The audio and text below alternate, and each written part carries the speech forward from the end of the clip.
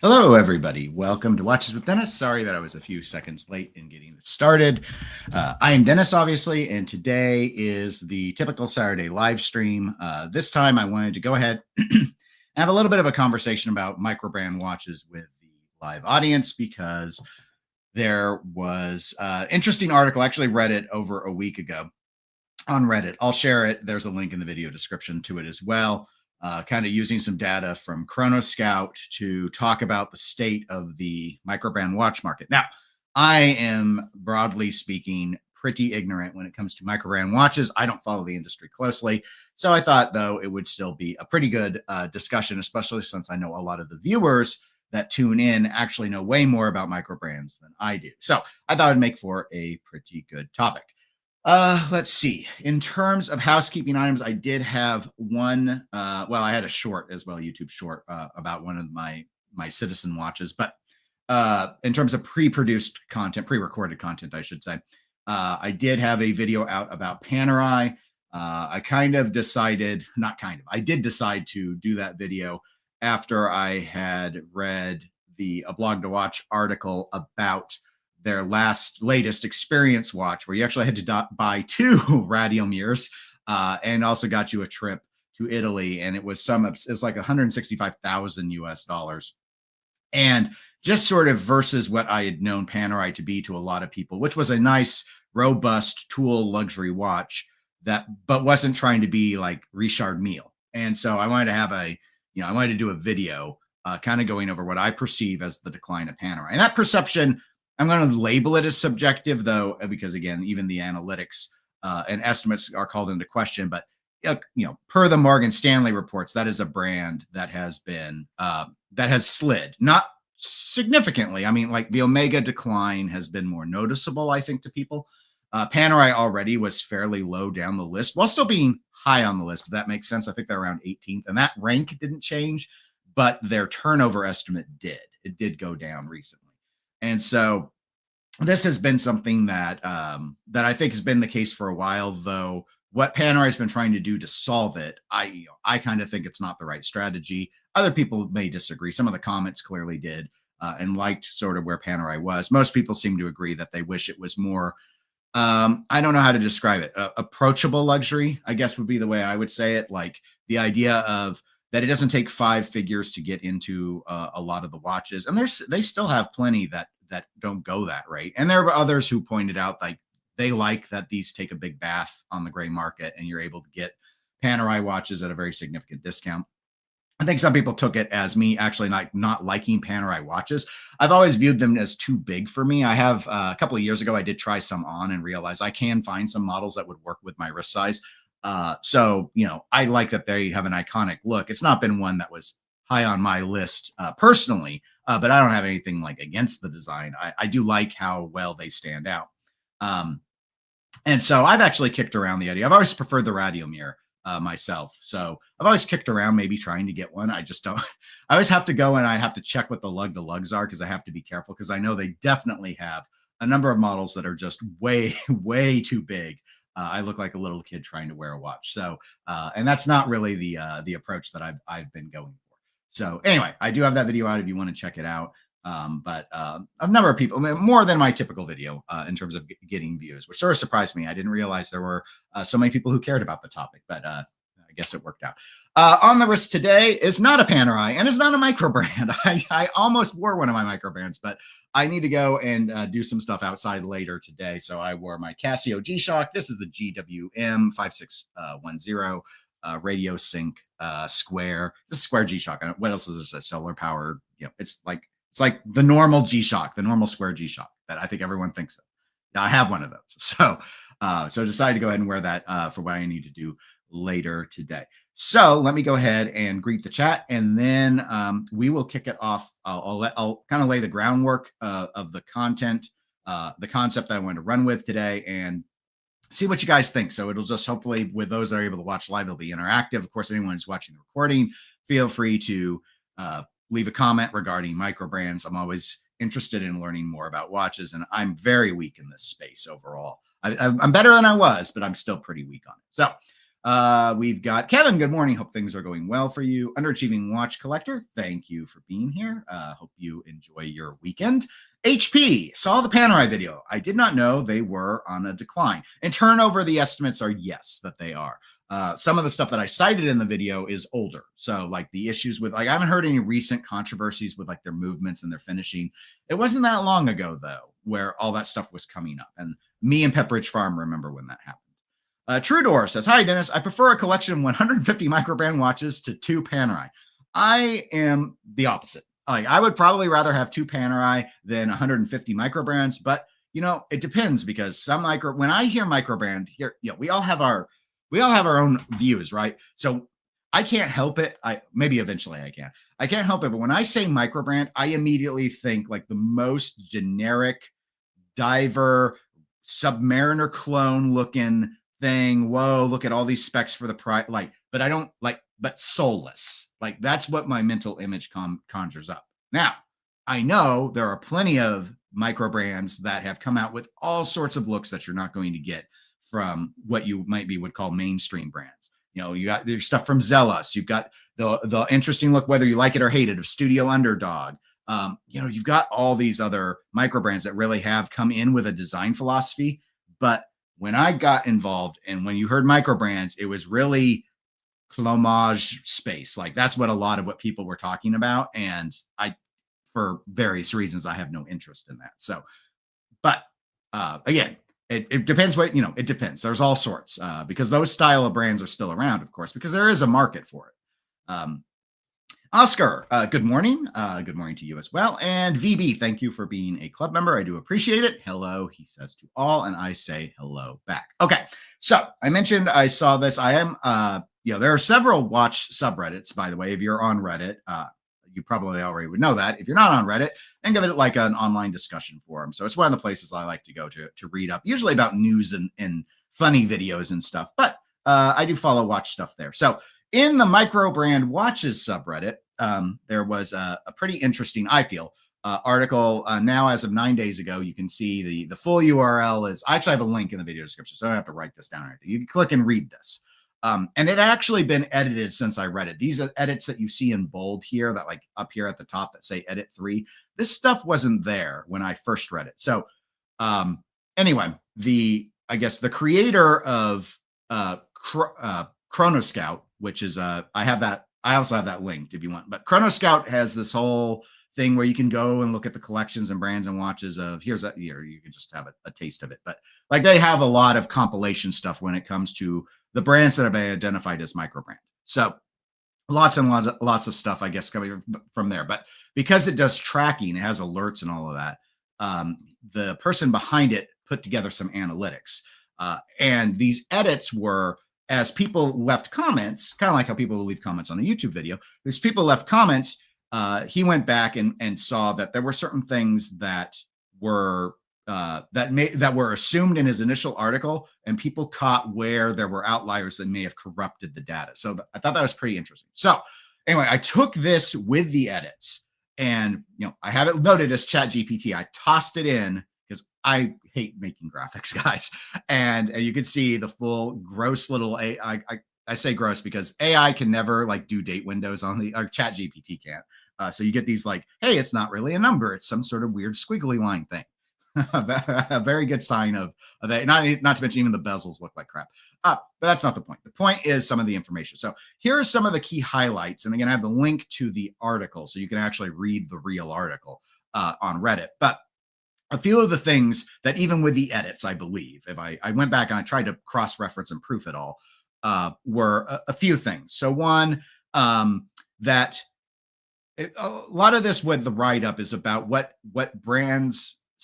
models sell out with Microbrands. That was the angle of the article. And the idea was trying to measure what sells out versus what brands think will sell out. And again, as the article now notes in the edits, there are a lot of caveats to that. Like different Microbrands have different run sizes. So if someone makes 10 of a watch and someone else makes 1,000 of a watch, and they're both $500 watches, it's going to be easier for those 10 to sell out anyway, just because they didn't make very many, even if everything else was equal. So there, there's some, bear all of this in mind. Eat your grains of salt while you look at this sort of information. But basic summary, $3,000 and above watches from Microbrands. They very rarely sell out. According to the data that was analyzed, it was less than 1% of the time. So that's a piece we could discuss. There's a blurb here about, because again, the AI wanted to run with it. I don't know if it's particularly interesting about a specific watch, but according to Chronoscout's data, on their site, the Trasca Ventura GMT is their most tracked watch. So I guess a lot of people are interested in it for whatever reason. And that it sold out in under 12 hours. But again, note that this selling out also depends on how many watches were actually made. In terms of, you'll see in the lower left corner, the little AI image, it says hot watch sizes. It talks about 37 to 38 millimeter versus 39 to 40 millimeter. The article itself mentions more about that the brands have been shrinking the size of the watches. But in reality, the watches that sell out the fastest are actually a little bit bigger, like the 3940s sell out. That's why this has sort of these question marks, in part because the author had to go back. That was one of the edits. Vortec, apparently, which releases very large watches, like 45 millimeter watches, were skewing the data. So, the question's now just raised. It will not necessarily that the data proves anything. Obviously, with the outlier included, it does show something, but that's a pretty big outlier. So there's that aspect. $500 to $1,500 watches are 2/3 of the fast selling watches. So, two out of three watches that sell quickly fall in that price bracket. And then also had a notation that it looked like, based off of the Chronoscout data, that watches with white dials are what people seem to want, but brands are emphasizing color dials. Now, I don't think the emphasis on color dials is surprising. That's what I've always felt. I mean, you can look at this homepage on here, and how many of these, I see a lot of black dials, and then I see a lot of variety of color, but definitely not seeing very much in the way of white. And I think that's always been the case, even outside of Microbrands. White is a sometimes color. Now, is there actually a huge demand for white dial watches, and that's just not being satisfied by the market? That I think that's partially that's something that could be questioned. But I want to throw a few things in that the ChatGPT summary did not put in the image that are nicely highlighted in the article that I have linked. So we talked about the Trasca GMT, but GMT in general, and none of his edits have modified this. It's GMT models are what are selling out. Like the highest sellout rate is on GMT watches. Dive watches remain popular. What a shock. Like, name a Microbrand that launched and didn't launch with a dive watch. That's actually relatively easy to do. I even gave you one at the start, Studio Underdog. However, it is very common for a Microbrand to launch with a dive watch for obvious reasons. It's an incredibly popular category. Sports watches, however, that was defined by him, noted that the number of new releases that are sports watches, and I don't know that, I'm going to guess this means generic sports watches, that he's chucking out like dive watches into its own category, simply because I would assume the percentage would be much higher otherwise, but noted that the increase, I assume year on year, was from 6% to 11%. However, they're not selling out faster than they used to. So he suspects maybe that there was a perception that the generic go anywhere, do anything sports watch is more popular now than it really is, based off of sell-through. Then, of course, the notation that nobody was making white dials. Again, just a quick look at that platform's tracking page does show there is a shortage of white dial watches readily seen as available. But and black, of course, is very well represented, which we also just in an anecdotal visual snapshot just saw that was the case. And then again, what was the very last piece there was what was in the graph about this stuff that's selling is kind of in this, where I go into affordable branching into luxury tier. So for me, I use a general rule of thumb about luxury, and I just say anything over $1,000 I consider luxury. That may not actually be the case, but I definitely think a lot harder about anything that becomes four figures that I would consider buying. Whereas anything under four figures is easier to reconcile as an impulse purchase. Now, where we reconcile that depends on the individual, right? Like, again, if something's under $100, I literally could choose not to care and just buy it. And if it was bad, I could throw it away, and I could live with. I wouldn't lose sleep. If it's over 500, I would want to put thought into it. So 500 to 1500 is where most of the stuff sells. We already talked about from the little chart, a little image, the little Chat GPT image, that $3,000 micro and above micro brands are barely ever selling out. It's a tall order for a lot of micro brands. Very few micro brands that I know of even readily play in that space with most of their watches, but there are some. And then noted that those watches that were under $250, he used the term barely registers. I assume that they just don't make up very much of the percentage available in terms of being able to sell out. I don't know if that's because there's so much quantity that it would be hard for them to sell out, or if it's hard to make a good watch and make money on it by selling it for less than $250. So let's see. There are a few other little pieces of data. I'll see if I can zoom this in a bit. I think I can. The ads on Reddit, I have to be careful or else it'll start collapsing inward. A few little other pieces that were noted. So Venezianco, I've seen a lot of YouTube videos about them. I've never handled one of those watches. They move about just about everything that they sell. Atelier Caradant has been constantly selling out and restocking. Father's Globetrotter World Timer sold out in 10 hours. Interesting, because other than Venezianico, I hadn't heard of these other two brands. A little surprised that Zelos wasn't mentioned. I think it comes up in the comment section because Zelos is a brand I've watched. I've never owned one. And there's hardly anything in stock on Zelos's site ever. But he noted that that's part of the struggle. How can you measure a sellout when it's like they pre-sell out? So there were some brands that run into that barrier. But anyway, that's some of the pieces there. So I've thrown a lot. We've been drinking from the fire hose, but that's what I thought was fascinating. So I wanted to have a conversation about what do you guys think about the microbrand market? Either this stuff that was in that article or just in general, like what do you look for? And those of you that look at microbrands, what do you look for in a microbrand? Are you looking for value? Are you looking for, there was another article I did not use for this. I read it last night. Was talking about specs and how the spec sheet doesn't really tell the tale anymore. There was a time where a lot of comments, and I think there still would be if we ask people, that they're like what they love about microbrands, especially the ones that aren't, let's say, creative, are just getting a lot of spec for the dollar, right? Getting the water resistance, getting the robust movement, getting the decent power reserve, getting the complication that they want, all in an affordable package that feels nice on the wrist. Like that used to be a huge thing about them. It's like, why would I pay, Seiko this amount when I can get all those same specs from Raven at that amount, as an example. So that article, that write-up, I should say, that post on Reddit was running with that's not really what, and they also used Chronoscout. It wasn't the same person who posted them.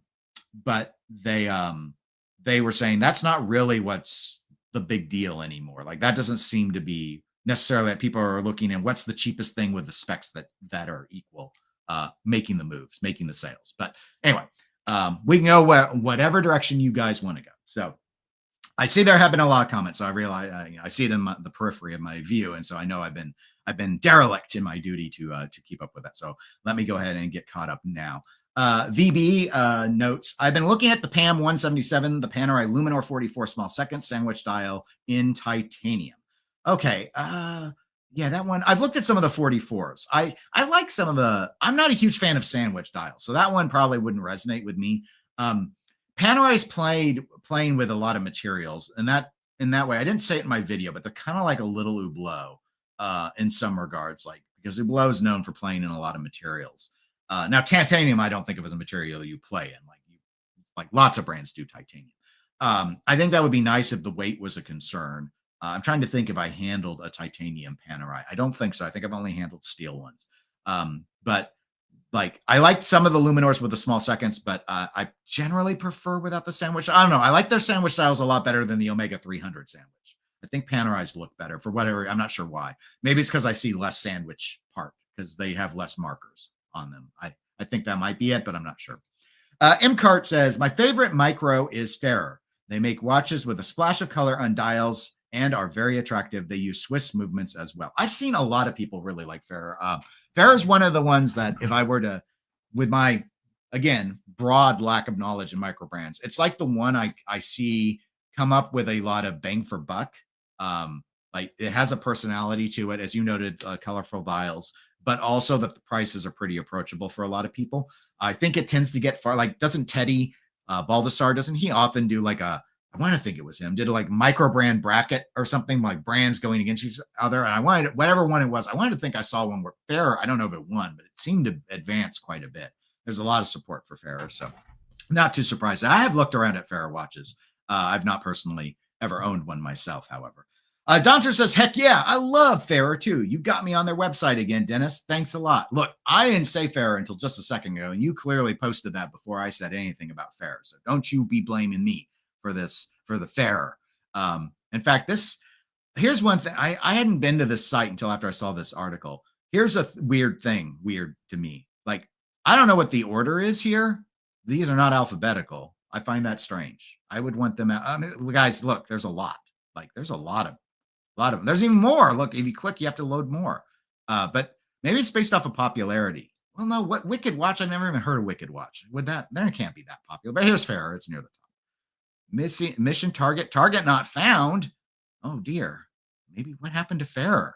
All right, I guess you'll have to look at Ver instead because it rhymes, right? I probably didn't say it right, but look, let me allow it to work. So anyway, you can see with Chronoscope, they have like some breakdown data. I found the site interesting. I haven't played around much with it, but like they'll tell you of the, like, it scans the website, and I guess is how they're like scraping in some capacity. So they'll tell you what percentage of the website's watches are actually available versus waitlisted or sold out. They tell you how often the brand is likely to restock whatever's on the website, and then they give you the general price range of their watches. So you'll see Vera has a little over half their watches in stock, according to this, but their restock reliability isn't very high. And then the price range is kind of to that, we'll call it ultra cheap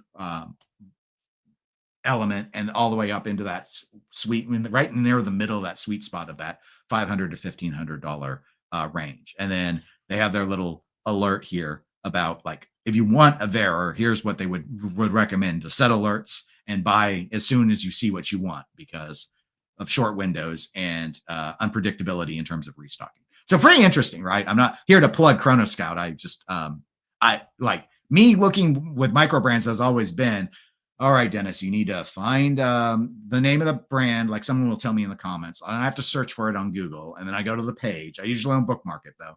And then I look through it. And then if it's a brand like Zelos, I start getting annoyed, quite frankly, because I'm tired of going and looking and seeing just a whole bunch of sold out stuff that I have to scroll through. They have entire lines that there's not a single one available.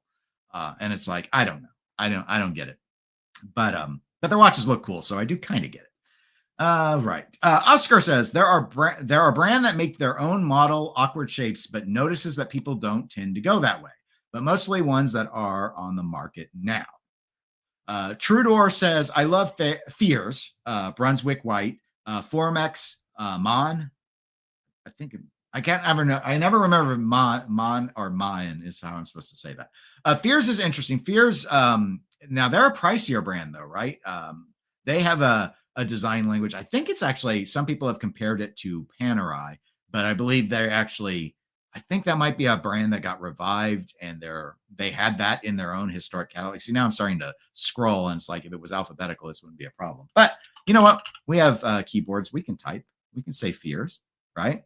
So what's the analytics? Availability rate, 0%. Price range, 3,000 to 23,000. So yeah, that's since generally, I'm trying to think if I've ever really considered luxury watches from a microbrand. The answer is probably no. I guess it depends what you consider. They consider Stova a microbrand. I had a Stova watch, and I did get it for just under 1,000. So I probably, and that was years ago.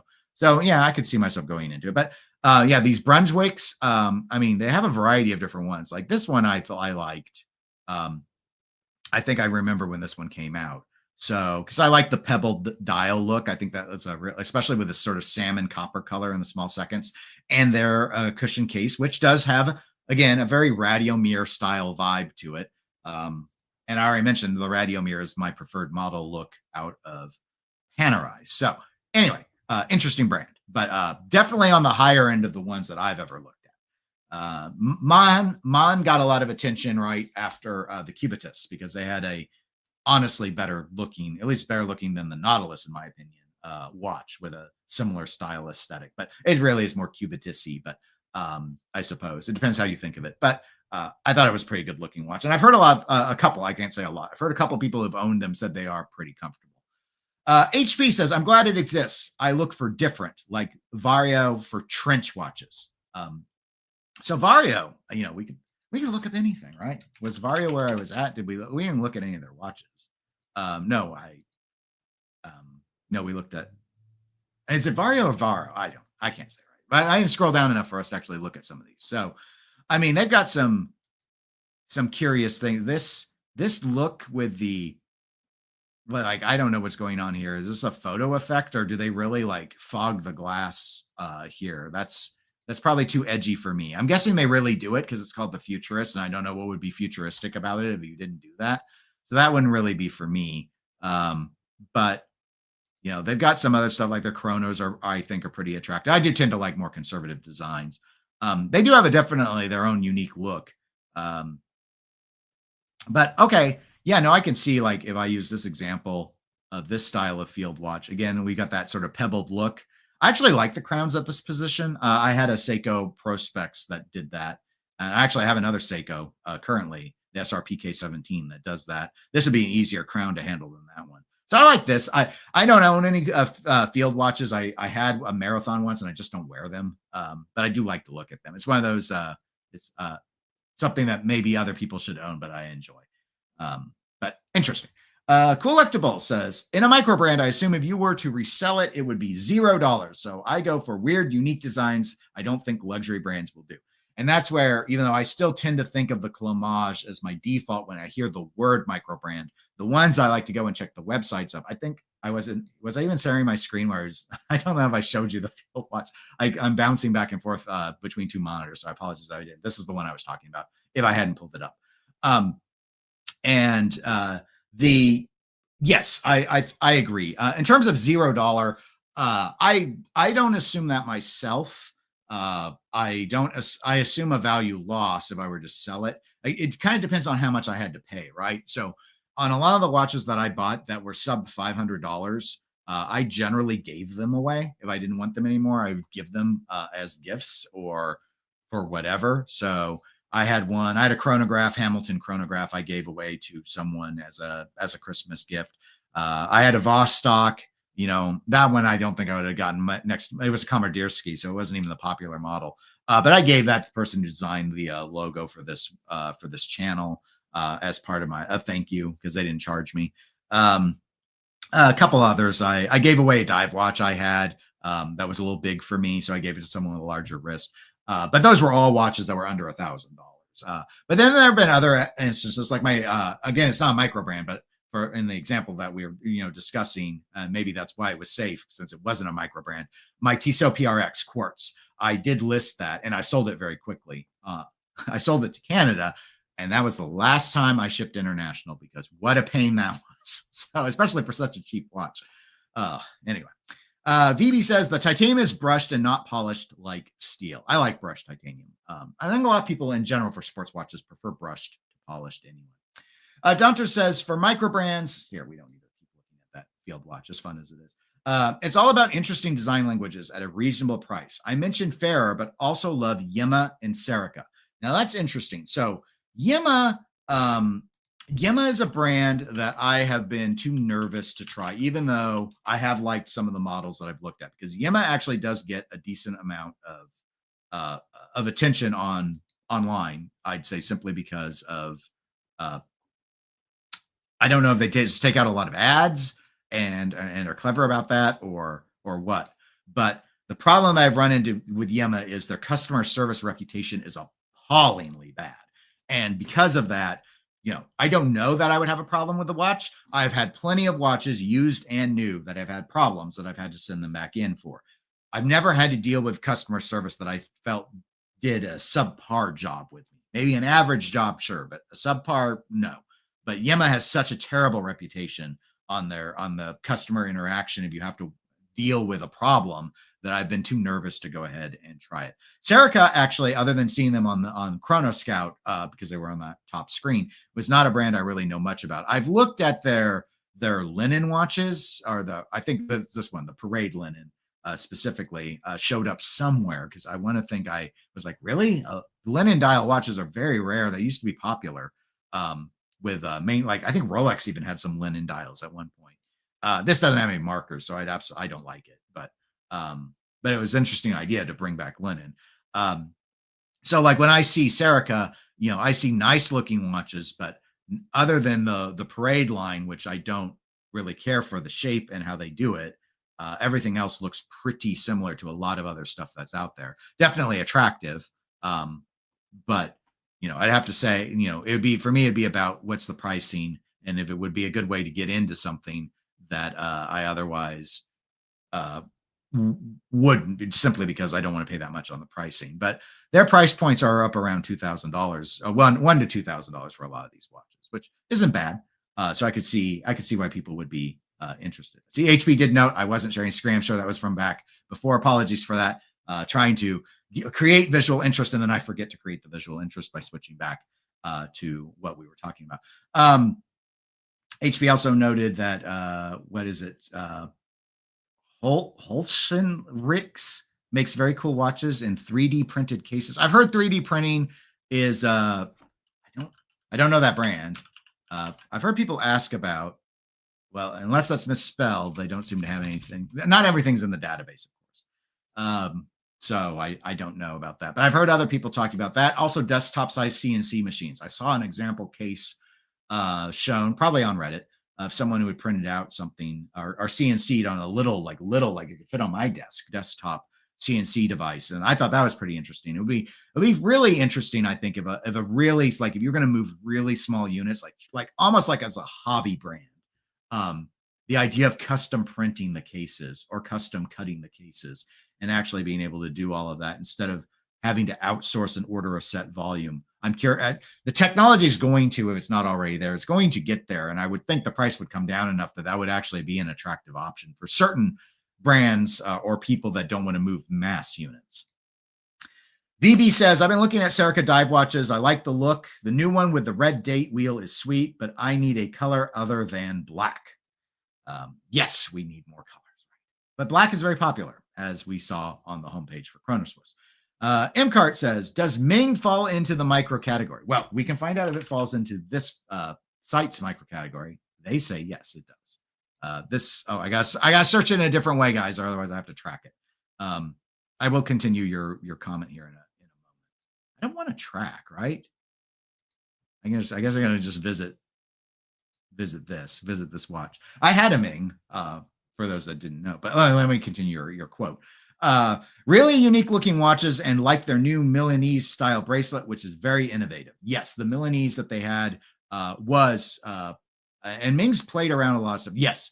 So I think the reason why Ming historically has been, I think I have to go to the brand page. Let's do it. Why Ming has been seen as a micro is Ming doesn't really do the construction. Like the parts are all outsourced. Like this is an interesting question. And it comes up for debate a lot. Understandably, because the microbrand is a nebulous term. There's not like a real definition for it. So generally speaking, the difference in my mind, and I'm cribbing from a lot of other people that have tried to opine on this, is the difference between a microbrand and an independent is the independent should be crafting some aspects in-house. Maybe not everything, but they should be. And I'm not just talking about like, oh, I got the dial, I got the hands, I got the case, and I'm going to assemble them. That could still put you in microbrand territory. Like Mr. Jones Watches does that. Like they paint their dials in-house. But there's a reason why all the cases are the same and the bracelets are the same. And it's like they're bringing all of that stuff in. They print, but they don't really make. Does it kind of make sense? That's generally the idea there. And so with Ming, like they use Schwarz-Satin to do their movements. They might ask for a custom movement and then regret asking for a custom movement, but like they might do some of that stuff. But by and large, they've found suppliers for everything that they're doing. That their suppliers are high end is where people start to go, given the price point, I don't want to call them a microbrand. But microbrand doesn't mean cheap watch. Microbrand is supposed to mean like you're not building it all. Like you're too small to put it all together yourselves. So you're going to turn to a lot of other players and get it assembled together. Now, where the line starts to get blurred is, like historically speaking, Laurent Ferrier, okay? Ultra luxury priced watch, very high finishing. I don't know if they're doing the finishing in house. Is that enough to move you into independent? I don't know. But they were for a very long time, and their sales suffered for it, is my understanding. But Laurent Ferrier was a brand that everything was coming from someone else. They got their dials from one place, they got their cases from another, their movements were third party, and they put together a very nice watch. But it was using other people to build stuff. Now we have plenty of mainstream bands that do that for part, like Moser. Moser, I don't believe does their dials in house. They have someone that does their dials. So they might do the movement or the case, like they might handle that part, but that's not unusual. So that's why it's so squirrely. Is where do we draw the line? Like Philip DeFore doing his handcrafted work on, like, okay, he's an independent. No one's going to call him a micro brand, but is he building everything from scratch? I don't know. I don't know the answer to that. I think I should have said Philippe DeFore, not Philip DeFore. Sorry, my Americanism was coming through there. Yeah, the Milanese. Like I think this is it. The one, maybe not. The one with the polymesh. I still remember when the polymesh came out. That was really, really cool. But you see, the interesting thing is Ming actually didn't start like what you see here. Like, look at these. Do they have the summer? Yeah, the price is $6,000 to $25,000. That was not where Ming started. Ming started around the $1,000, $1,000 to $2,000, and it was much more micro brandy in terms of how it felt. Like what you got felt much more micro brand. I had the I can't even remember the number anymore. But it was the one that they did the collaboration with Messina Lab. That was the model I had. So I don't know if the new ones are better. I let that watch go because I didn't find it comfortable to wear, even wearing the watch above my wrist bone, like you're supposed to. Flexing my hand, the way the crown was shaped or something, it would just like, anytime I'd reach into my pocket to get like keys or quarters or wallet or whatever, like I'd flex it and I would just get this little red welt from the crown. And so that case design, that was back before they did this new look. So the new look is, this looks like a heart to me on the top at the 12 o'clock. It used to be a circle for me. So some of the stuff changed when I started doing the heart shape, but the circle shaped ones, I just assume I won't like wearing any of them because the cases were always basically the same thing. So anyway, no, I would say I would agree with Chrono Scout's site and say that Ming is a micro brand to this day. It's a high-end micro brand. They're getting to have more customization done, but they're still relying on other suppliers basically to give them pretty much everything for most of their watches. So just one of those things. HB says Yema is a bigger operation. It has in-house movements and the name has decades long history. So yeah, as I noted, my biggest issue with Yema is their reputation on the customer service front, which again, I haven't heard that their watches like break more than other watches. So if I would be willing to make the gamble, it would be something. And Chrono Scout, I just checked, doesn't have Yema in there because again, it is a better known brand. I hadn't really thought of them as a micro brand personally, but I don't know if that's true for all of their watches. I've looked at the Superman from them and stuff. It's just, there's nothing there that I've really felt compelled. Like I've never like honestly had my heart, ripped out of my chest over, oh gosh, do I want to take the chance? I'm going to deal with some nasty, slow customer service people. I mean, I've heard Christopher Ward's customer service is pretty bad at this point too, when it comes to returns. So, who knows? It's just maybe those that are moving bigger units, they're going to run in like that may be a growing pain issue.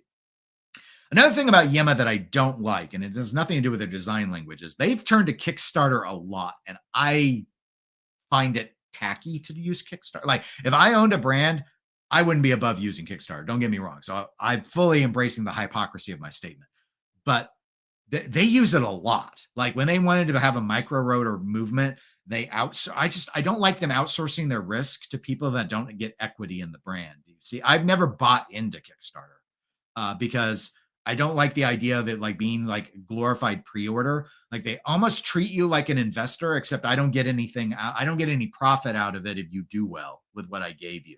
So that's why I've never bought into any Kickstarters, watch related or otherwise, because I'm not like, if you want to do a pre-order, set up a pre-order system. If you're wanting me to fund your movement tech, be better and like invest your own money in it, especially since there were Chinese micro rotor movements, and the only difference I saw between what Yima wanted to do and them on that model was like they got 0.01 millimeters thinner on the movement. I thought, I don't think this is worth six figures. So I don't know, or seven, or however much they were paying to do it. But anyway, and it was all bead blasted, so I didn't like the finishing either. I judged it on a lot of fronts, guys. But they use Kickstarter a lot, and I don't like that. But that wouldn't stop me from buying them. I'm just whining. Trudor says, Dennis, what do you think of the Venezianico Arsenal? Reminds me of one of your favorites. That rings a bell. So I will go there. Well, I'm staying on Chrono Scout because it's just being easier. But if I have to look up something through another mechanism, I will. So yes. Okay. Yeah. Now I remember. Because actually Venezianico has I'll get back to that. They had another model that I kind of liked. I'm trying to remember what it was though. I'm blanking on it, but yes, I do remember the arsenals, because the common comparison is, look at all these fun colors on this Parmigiani Fleurier Tonda. So everyone has their little crib sheet, right? So yeah, Venezianico cribbed from the modern interpretation of the Tonda PF micro rotor and developed this, which does look very Tonda like. Maybe it's easier to size this bracelet than the Tonda. Not easier, I should say. Maybe it's more comfortable once sized. I think I did a pretty decent job. Of course, I love the Tonda. So yeah, is a little homage, sure, or homage inspired. I see the same with the Christopher Ward 12 and the Chapek Antarctique. To me, it just looks like an overly busy Chapek Antarctique. But that's not too surprising, right? Because Christopher Ward brought in the designer of the Antarctique to come up with the 12. So that he has a certain style isn't particularly unusual. Here, it's probably a little more deliberate. Kind of interesting, though, for Venezianico to actually take a not so popular brand like Parmigiani Fleurier doesn't sell all that many watches. So it's kind of funny because in a lot of ways, I think a lot of people that might be drawn to this might not know the Parmigiani exists, because when you take a big breath like I just did and start saying all the luxury brands you can as quickly as possible, like expensive watches, go name the brands. And I'm gonna be like, okay, Audemars Piguet, Patek Philippe, Rolex, Omega, Parmigiani, IWC, Breitling. Like Parmigiani ain't in that first breath, guys. Neither is Chapek for that matter, but it's not in that first breath. So they're not an A tier. Parmigiani is my favorite Swiss brand, but they're not an A tier brand. Like that's not where they are in the market, which is why if you want one of those Tondas, you can save a ton of money buying a used one. Stainless steel version, gold version, it doesn't matter. All the Parmigianis that I know of trade for less used than they go for new. That said, they don't go for $850, and that is where Venezianico will be able to get you taken care of. Also, Venezianico does a lot more fun colors. Like Parmigiani's colors there's a understated elegance that Parmigiani goes with. Parmigiani ain't ever doing, I don't think ever is doing this purple ever. And I can't have this purple because it looks too much like K-State. So unfortunate, right? But we gotta live with our decisions on all of that. But so let me see. I'm doing a search for Holthen-Rich because HB has noted Holthen-Rich is not on Chrono Scout for some reason. I think people can submit. I don't know. I really don't. I'm not familiar with how it works, but here you go. I'll have to say Holthen-Rich has a very nice little video backdrop. Like this is like what I expected of big brands to run on their site here. I mean, I know it's just a video, but it's just, it's all about presentation. Like this looks. So they got signature ornament and signature ornament deft blue. Are these the ones that they are? Do they 3D print all of them? Is it just this model range? Is it different model range that's not on their website? But I like what I see of what I've clicked on. Like I like these designs and styles. And I think this dial texturing that they've done is very interesting. So they say it's a multi-layer dial. I also full kudos to a Microbrand that plays in precious metal. So one of the things about, like, I like dress watches to be in precious metal. I love that there are stainless steel ones out there. I used to own several, big brand ones specifically, but I do like the idea of not just saying, okay, we're Microbrand, so that means we're going to stay in titanium and steel. It's like, no, I want, like, do other stuff too, like like if you can do tantalum and all the rest of it, great. I mean, the more the merrier with that. But or ceramic would be interesting, but precious metal inherently isn't that hard to, like, maybe platinum's a little hard to work with. Gold is not hard to work with. I think though, there's that question, can we actually sell? And when we talked about that data, the data that the chat GPT image summarized about that, it's the $500 to $1,500 watches that sell out the fastest, and the stuff over $3,000 sits or doesn't sell out quickly. If you're doing a solid gold watch, even if it's on a strap, even if it's on a calfskin strap, it's going to be a big struggle to be able to get that watch, for sale under $10,000 initially, new. Maybe you could, a smaller one, maybe. I don't know. With the price of gold right now, it's a gamble I think a lot of companies aren't comfortable taking. Koji, thank you for being a club member, by the way, Koji. I think we're both fans of Baltic, ? I own a Baltic, so I must be a fan on some level. Have enjoyed the MR01 salmon dial, and it's been on daily rotation despite some small quibbles. Solid choice for the price. Yes. So I think the thing for me about Baltic, and why, when I did a video, was it last year? Maybe it was 2 years ago. And kind of like what I don't like about microbrands.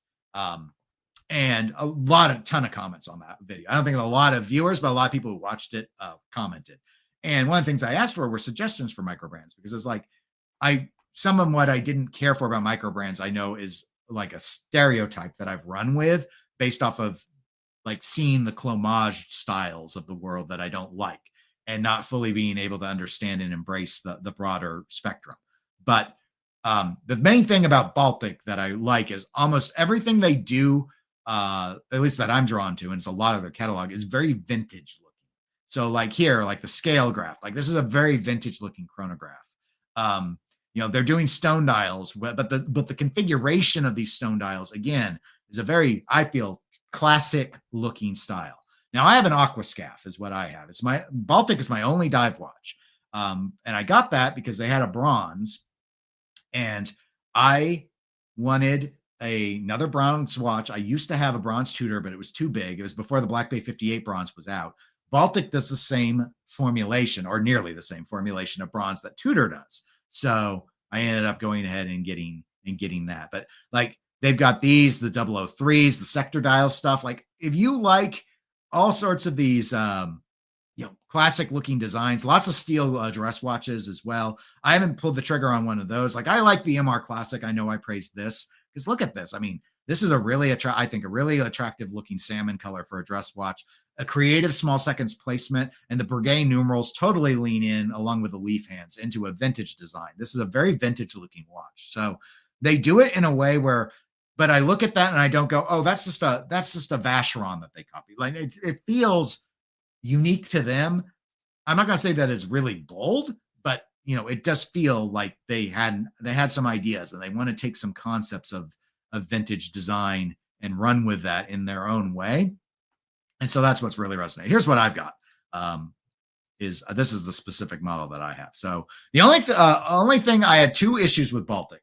So when I got it, my crown was really rough. Like, it didn't want to turn.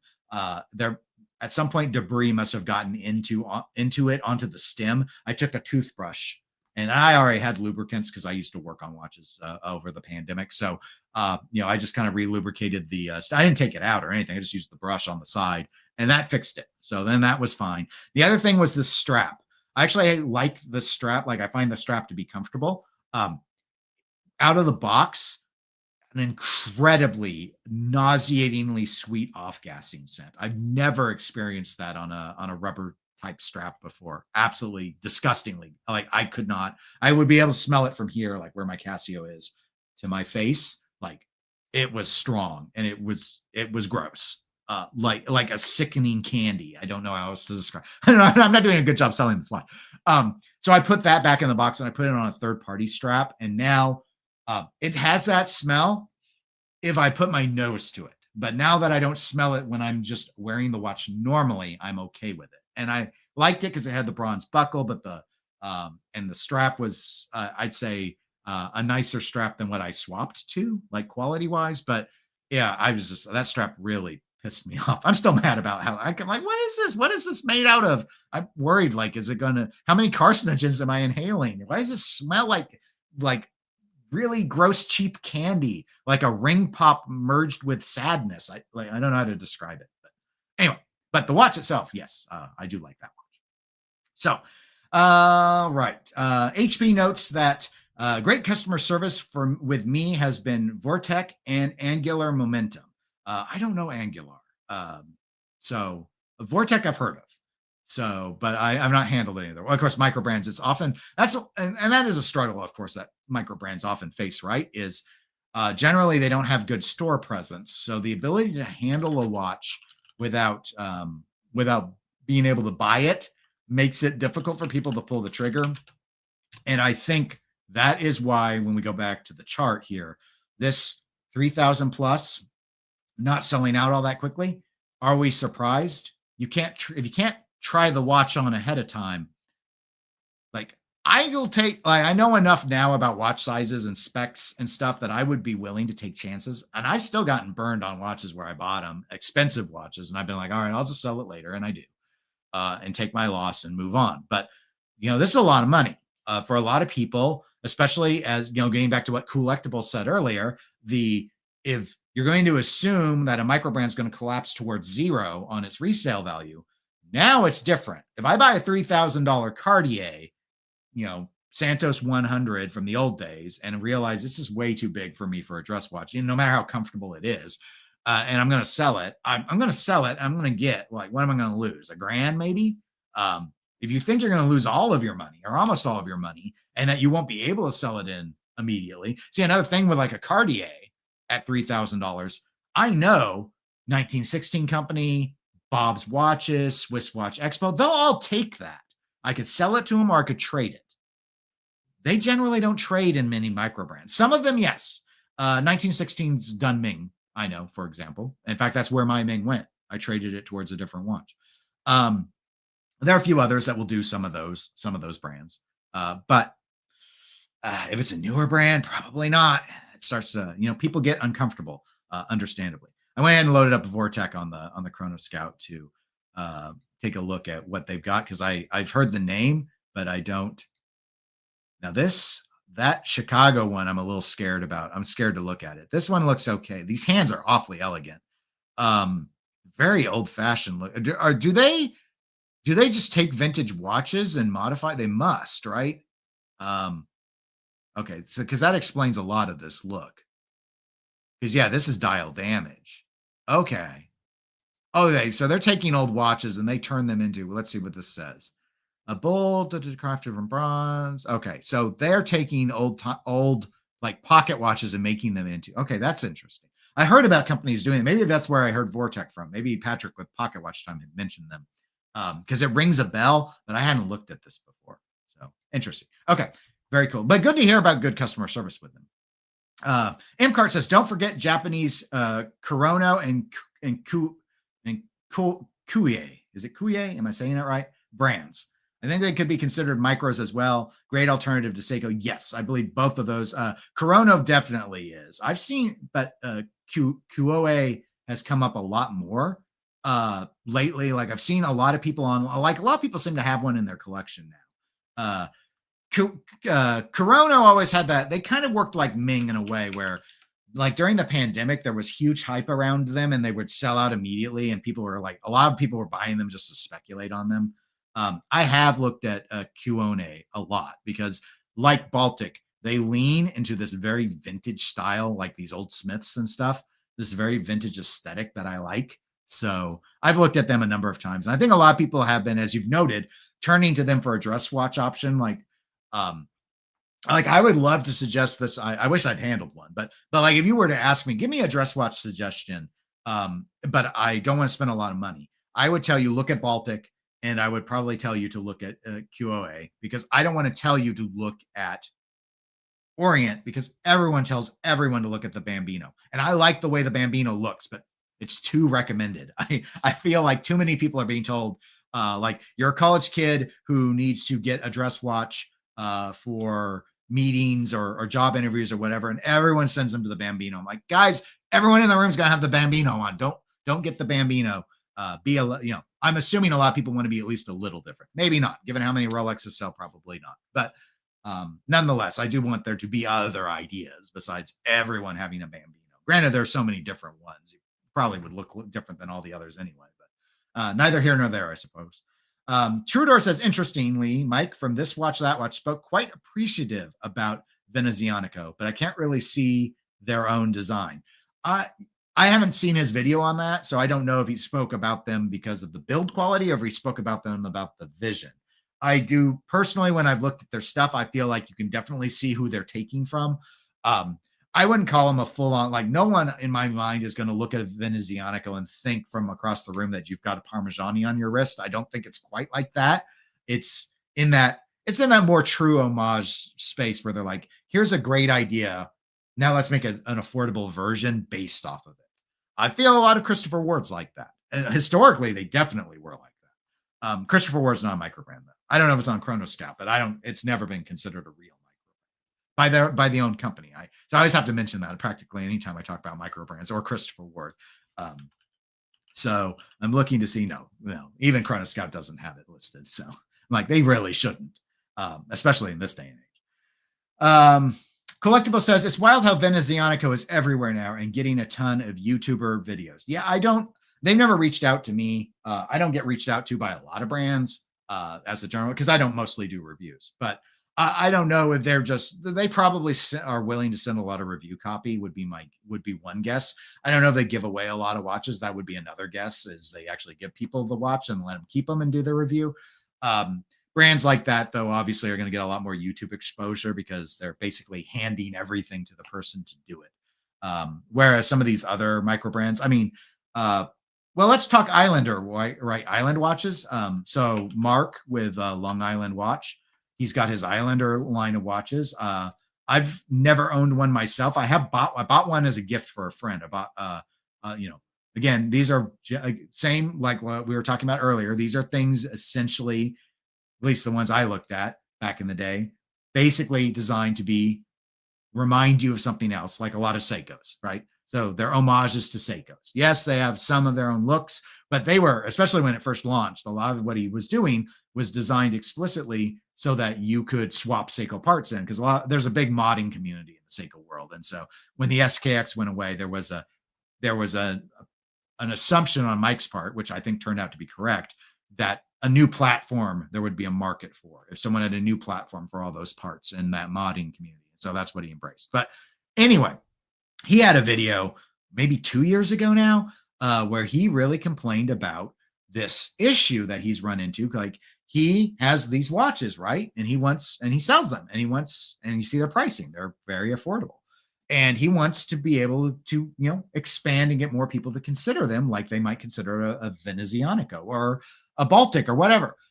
The rub that he runs into is it didn't sit well with him, at least when he did the video, that he would have to give away his watch to the YouTuber to do a review. Now, he would be willing to provide a review copy that you would then give back to him, which is a model that I am totally cool. I don't do it myself. I haven't, at least. But I don't see anything wrong with, it is not, in my mind, a flag this as a promoted video. If someone gives you a review copy of a watch that you have to return, if they didn't pay you and you don't get to keep it, you're not getting paid. That they're giving you the item to review is normal. Like these car magazines that review the cars, they don't get to keep the car. They also don't have to buy it to go into. Now, Consumer Reports may do that often because they'll destroy the things they're looking at. But that's the idea. But what Mark's frustration was, in a nutshell, it's been a while since I've seen that video, but in a nutshell was he's not willing to just give away watches, because that's a lot. Again, like if we're looking back on this page, and we take, let's grab this. I don't know this one, the Greenport date, right? What is it? So it's a sapphire crystal 39 millimeter Miyota 8000 series 40-hour power reserve dive watch style or GMT style. And What's its pricing? $329. So there's $329 of gross revenue that he would be giving to someone to do a review that might not sell a single watch for him. So he wouldn't normally pay that much for an ad. So why would he give away a watch like that? That's kind of what he's run into. So that sort of thing. So Venezianico might be giving away watches for review. I don't know if they do that or not. It's common in microbrands to do it. Or they may be doing a lot of review copy stuff and actually being successful with it. Whereas I don't know if Mark asks a lot of people to do that or not, or if he's just like, he would be willing if you came to him and asked, but he's not going out asking. But he might also not feel like that's the best way to promote his brand. So anyway, he just thought it was interesting where people would be like, there'd be discussions and he'd get frustrated because people would be like, well, I'm going to get to keep this watch, right? He's like, that wasn't the arrangement. He's like, or I don't think that should be the arrangement. So one of those interesting things. Duncan, thank you for being a club member and welcome to the live stream. Hi, everyone. I thought you were starting later. No, we're starting on time. We're just gone a little long. HP says, yes, literally 100-year-old pocket watches is back on our discussion of, oh gosh, which one was it? Vortec. It was Vortec. So yes, that was that. Very cool. Very cool idea. Trudor says, I love my QA Old Smith bronze with a brown dial. And by the way, it's just pronounced Kyo. Good. Because saying Kyoe was really hard for me. So Kyo. Okay. Kyo. Cool. Kyo. I'll say it like Kyo. All right. Well, that's it. All right. I think we got through everything. Just a little chat about microbrands. Thanks everyone for sharing your thoughts on, good microbrands to look at, the designs you look for. Did we learn anything here today? I don't know. I thought we got to look at some interesting watches. So really, that's all we needed to learn. I will not be back next weekend. So Duncan, don't worry about, you thought I was going to start later this day. I'm really starting later next week because it's going to be 2 weeks from now. I will plan to be back 2 weeks from now. However, I am busy on Saturday next week and I will be unable to stream. So I'm just announcing that now. I may make a post on YouTube to remind people as well. But anyway, thanks again for tuning in this weekend. I hope you all have a great rest of your day and I'll talk to you all in a couple of weeks. See you then.